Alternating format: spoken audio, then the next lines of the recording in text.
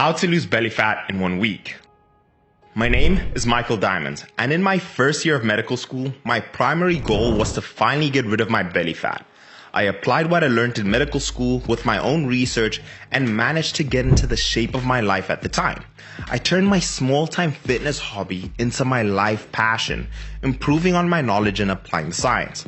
I've taken my body through multiple transformations since, and over the past 7 years, I've become a doctor, I've even stepped on stage and even won.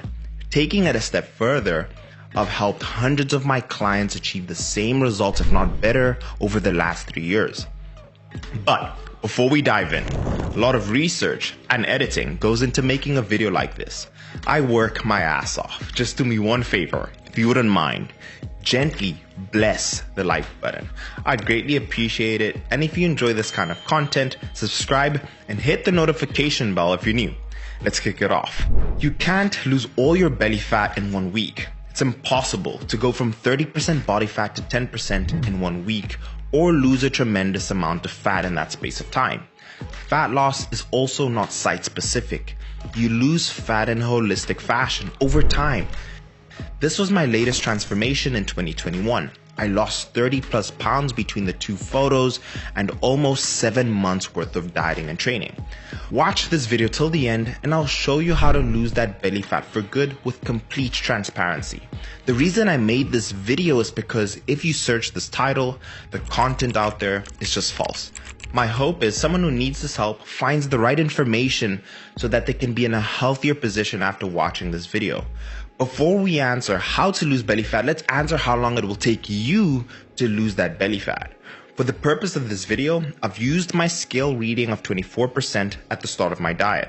I've left you a body fat percentage calculator in the description and the chart I'm about to use in this video.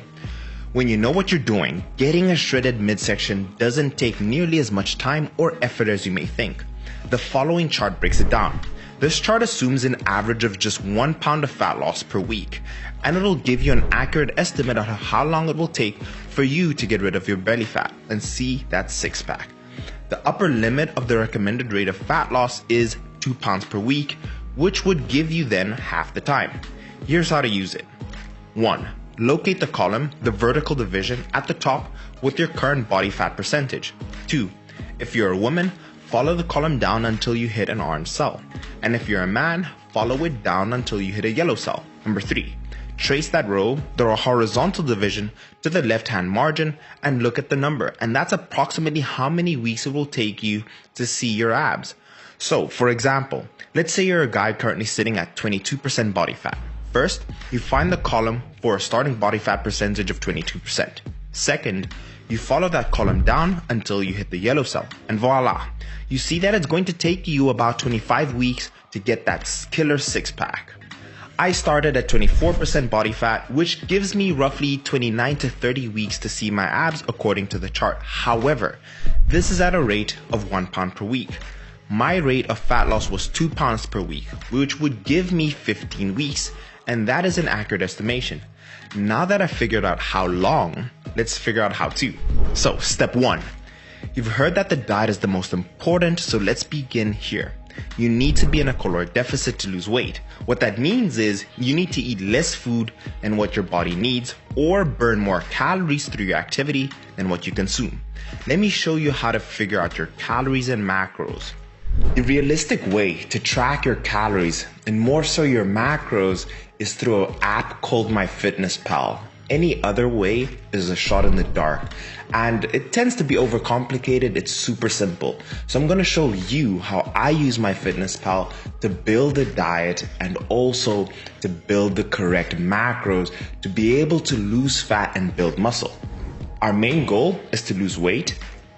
I highly recommend you choose 1 pound per week. It's very tempting to want to choose 2 pounds per week because you want to get to your goal quicker. In my own experience, individuals tend to have a lot of repercussion with having such an aggressive caloric deficit. I highly recommend 1 pound per week. Awesome. And based on the data, it's giving me 2,280 calories, and that's going to put me in a caloric deficit at 2,280 calories.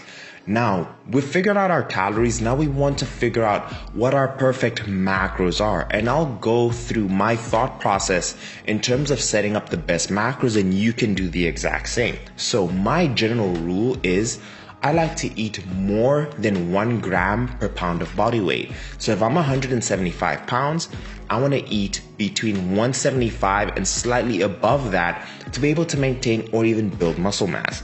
200, that's 35%. I'm okay with that. And typically when I choose fat, which is the next parameter, I like to choose between 20 and 25% of my total calories. So I'm going to bring that down to 20, and that gives me 51 grams of fat. I'm happy with that. And as you can see, we just need to balance things out, and we're going to reduce carbohydrates from 50 to 45%, and we're going to click check, and that is perfect. You will see that your goal is to be able to get to as close as possible 200 grams of protein. Get as close as possible to 257 carbs and 51 grams of fat. In my experience, the individuals who hit these numbers the closest are the ones who tend to see more detail in their body. So we don't want perfection, we just want progress. It's super easy. This is what I do. This is what a lot of individuals have done in terms of being able to make this transformation. I highly recommend trying MyFitnessPal out. Any other questions you have about it, leave it in the comment section down below and I'll gladly answer. Fundamentally, this is the most important step. Once you follow a diet, you need to do so consistently for the time you calculated in the beginning of the video. Once you're in a deficit, the amount of fat you lose totally depends on how long you spend in the deficit, your consistency, and finally diligence. If you want me to show you the diet I ate, let me know in the comments down below. Just comment down below, Mike, show me the diet, and I'll make that video happen. Step 2, resistance training. It is the driving force to body recomposition, meaning it's easy to lose fat by using the diet alone, but nearly impossible to build muscle without weight training.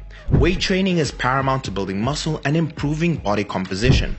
The goal is never to just lose weight, it's to lose as much fat as possible and retaining or building as much muscle mass at the same time. That being said, we want to build the best training plan that fits the following parameters. We want to take into consideration your experience in training, how often you want to train, and maximizing your muscle gain. If you're a beginner, training 3 to 4 times a week is ideal, and doing a full body split would maximize your gains, allowing adequate stimulation to your muscles for growth and enough time to recover from your workouts. If you fall between being an intermediate to an experienced trainee, you may be better suited to do a 5-day or a 6-day push-pull leg split. In my experience, focusing on your compound exercises such as your bench, deadlift, squat, and overhead press gives you the biggest bang for the buck. What I want you to focus on, number 1, is your form and technique. Here we want to focus on how to execute the exercises without causing harm or injury to yourself and to attain maximum benefit. Choose the heaviest weight you can to achieve the desired number of reps in each set without sacrificing your form. Rest. When performing compound movements, the bench, squat, deadlift, overhead press, I normally take 2 to 3 minute rests between sets. With accessory exercises, 1 minute is enough. With ab exercises, I normally take about 20 seconds. Number 3, record your weight. Progressive overload is when you gradually increase the weight, frequency, or the number of repetitions in your strength training routine. This challenges your body. Now let's move on into step 3. Cardio. It's a great tool for fat loss. Without getting too deep, HIIT versus LISS, the main goal is to burn more calories. My best advice is to simply start walking. I like to start walking at 8,000 steps a day. The physical and mental benefits are life-changing.